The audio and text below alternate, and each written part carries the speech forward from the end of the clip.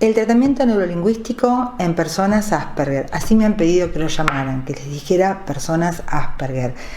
Sabemos que también se habla de, anteriormente se hablaba de síndrome, luego se empezó a hablar de trastorno y actualmente se habla de condición, tanto como de Asperger como de autismo. Condición de espectro autista.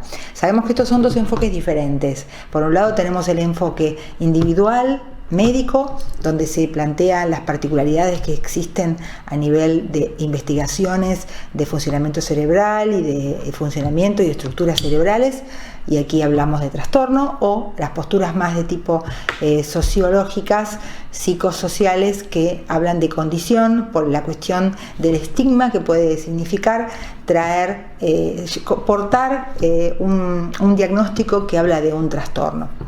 En esa posición sabemos que está el investigador psicólogo Baron Cohen, y muchos investigadores médicos están en la posición más de seguir hablando de trastorno.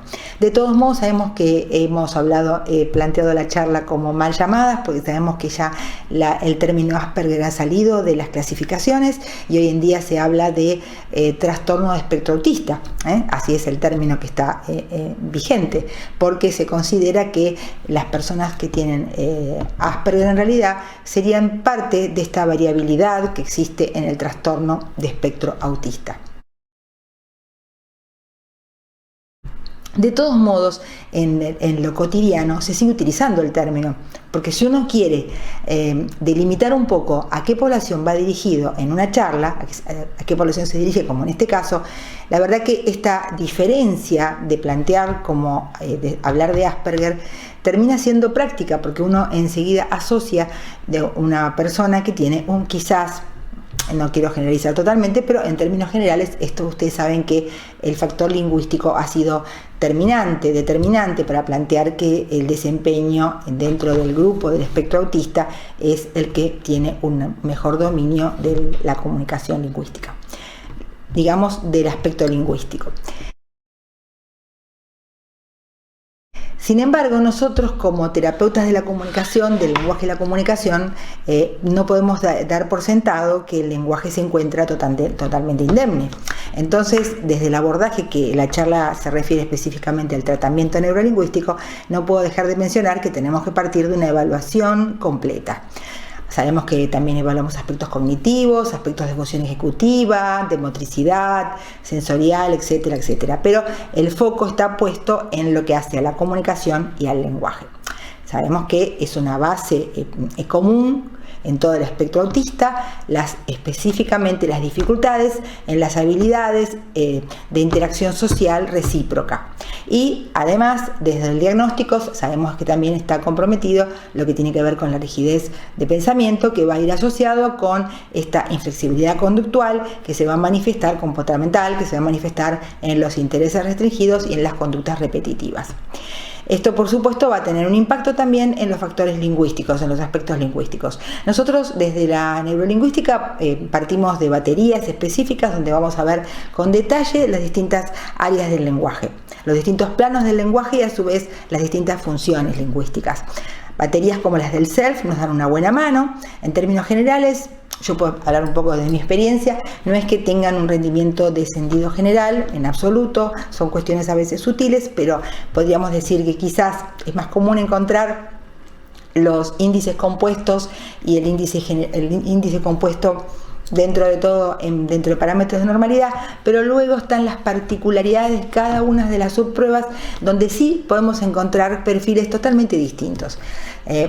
Ya sabemos que lo distinto es una constante, y por eso es que cuando hablamos de tratamiento específicamente en Asperger, nadie podría dar una lista de qué hacer, porque se tiene que hacer obviamente de manera bien individualizada aquellas áreas que hemos encontrado tanto en el lenguaje como en la comunicación que se encuentran como desafíos. Y sabemos que también esto ocurre en la comunicación, que la comunicación es sumamente abarcativa, y eso nos va y este perfil de habilidades que nosotros también investiguemos de funciones comunicativas van a ser los que van a condicionar y van a ser lo que va a permitirnos plantear objetivos generales y objetivos específicos. Hay algo que no se puede dejar de decir, que es que el trabajo tiene que ser interdisciplinario. Más allá de nuestras habilidades para trabajar con estas cuestiones, tenemos que tener en cuenta que hoy en día se sabe que para que se generalicen los aprendizajes tiene que tener una relación directa con el contexto en que la persona se encuentra y los participantes.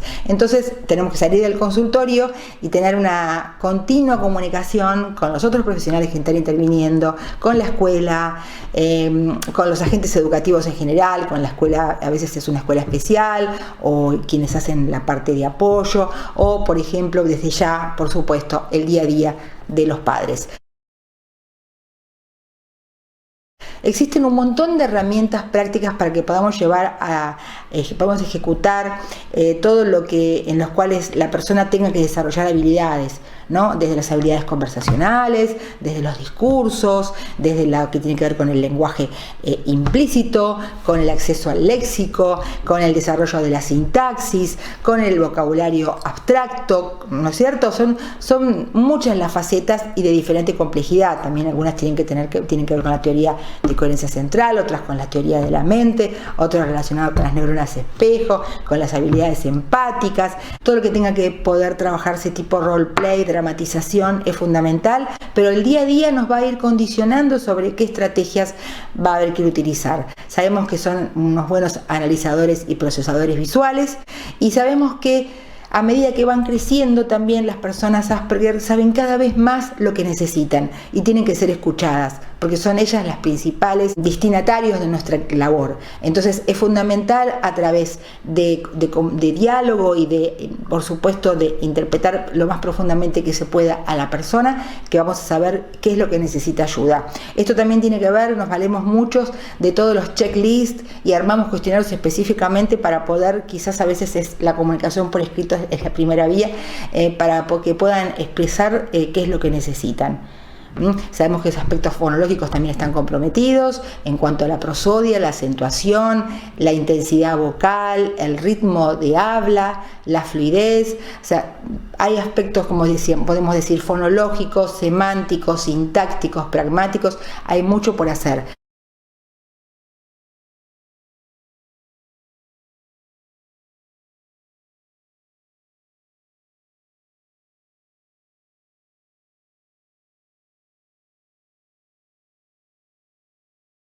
Luego los recursos son más fáciles cuando se tiene bien en claro lo que hay que trabajar. Y el trabajo en equipo entonces me interesa mucho resaltar.